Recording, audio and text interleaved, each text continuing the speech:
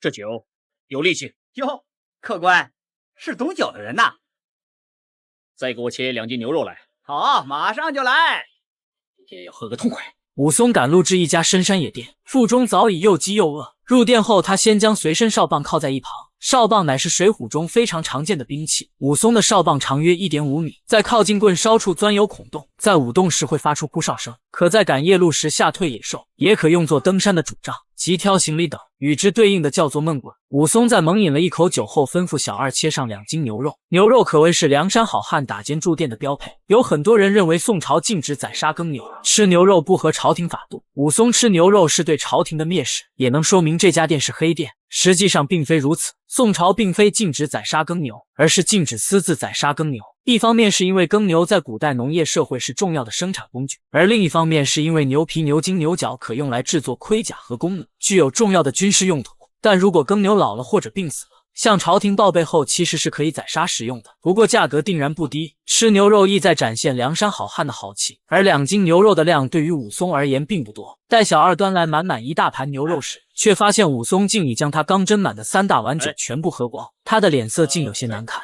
此店名叫3碗不过冈，店里的酒虽是村酒，但却胜似老酒。寻常汉子喝过3碗便会醉倒，而眼前这人喝酒竟如同喝白水一般。想必此处会有很多小伙伴好奇，古代的酒其实度数并不高，3碗不过冈是因为古人酒量不行吗？在当今世界，酒主要分为2大类，一类是酿造酒，如葡萄酒、啤酒、黄酒等，度数普遍不高，往往在10度左右；一类是蒸馏酒，如白酒、威士忌、白兰地、伏特加等，度数明显超过酿造酒，如闷倒驴的度数接近70度。在宋代，蒸馏酒是否出现尚有争议，一般认为多是酿造酒。我这店里的酒啊，虽然是村酒，却胜过老酒。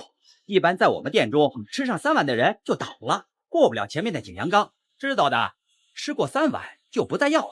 从小二口中得知，此酒虽为村酒，但却胜似老酒。学徒推测店中的酒应该是经过多次发酵的米酒，度数甚至能接近20度，基本上就是现在的黄酒了。武松一开始所说的这酒有力气，也能看出这点，并且这酒碗目测应该有1斤的量。寻常汉子喝上3斤黄酒，想不醉倒都难。如此看来，3碗不过冈却也合乎情理。但武松何许人也？此刻武松正喝得过瘾，小二拗不过他，只能继续上酒。如此，武松竟接连喝了18碗，这相当于6倍于常人的酒量。这里有一处细节非常有趣，小二上酒为何要一碗一碗的上，满满的铺了一桌子，而不是用1只碗倒酒？其实这不过是为了算账的时候方便，和撸串时数签子是一个道理。如果卖凉粉的也这么干，想必六子就不会白死了。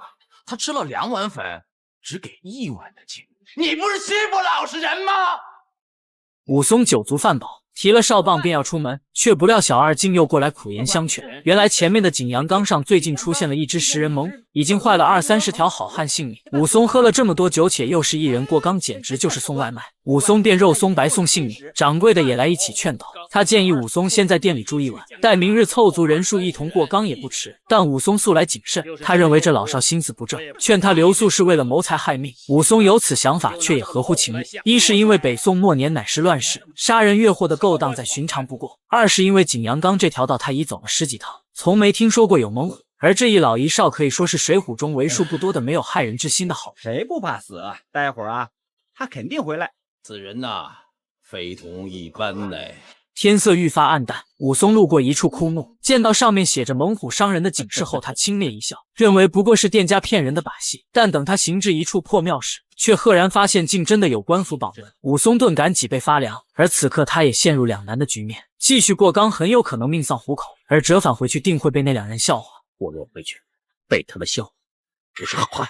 在性命与名誉的两难抉择中，武松毅然选择了名誉，而这个决定也将彻底改变他的一生。待武松行至景阳冈时，如浪般的酒劲令他再也支持不住，登时倒在一处巨石上呼呼大睡。看来店家并非虚言，这村酒的后劲果真很大。忽然一阵急促的滋滋声令武松梦中惊醒，所幸只是一只小松鼠。武松虚惊一场，继续倒头睡去。可紧接着狂风骤起，惊得松鼠和飞鸟慌忙逃窜。正所谓云从龙，风从虎，正是那吊睛白额猛虎。吊睛指的是老虎眼睛上翘，而白额则是指老虎额头上有白色花纹。老虎在古代也被称作大虫，古人常用虫泛指一切动物，其中禽为羽虫，兽为毛虫，龟为甲虫，鱼为鳞虫，人为裸虫，大有首领之意。老虎作为百兽之王，因此被称为大虫。而我们现今常用来形容人的懒虫，也可看出虫字的用法。武松犹如炸雷般惊奇，这种惊恐的表情看起来并不像是演的。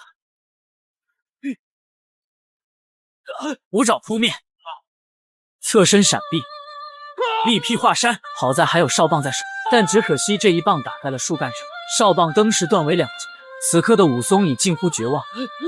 猛虎挥鞭，老虎丝毫不给武松喘息之机，紧跟的虎爪直接破开紫皮衣衫，虎爪在击，虎啸山林。这虎啸之声足以吓破常人的虎胆。在紧跟的虎扑打空之际，武松趁机绕后迅速擒住虎尾，一人一虎顿时成拉扯之势。武松见势不妙，当即快步后撤，在猛虎扑来之际顺势跃步骑乘，随后一把抓住老虎的后颈皮，以那半截哨棒和连续的重拳猛力砸击虎头。后颈皮乃是很多哺乳动物的敏感神经，因为在搬运幼崽时常常便是用嘴叼住幼崽的后颈皮肉，后颈皮一旦被制住，就如同被点穴一般，这是一种天然的条件反射。武松以其成为连续重拳砸击，这就好比综合格斗中的上位砸拳。在原著中，武松可以单手把400斤重的石墩扔出1丈高，而当今的大力士冠军也才仅能把60斤重的壶铃扔到5米的高度，这是怎样恐怖的实力！此刻的武松正如同屏幕前的兄弟们一样，强得可怕。不多时，这只令人闻风丧胆的猛虎就此饮恨井能纲，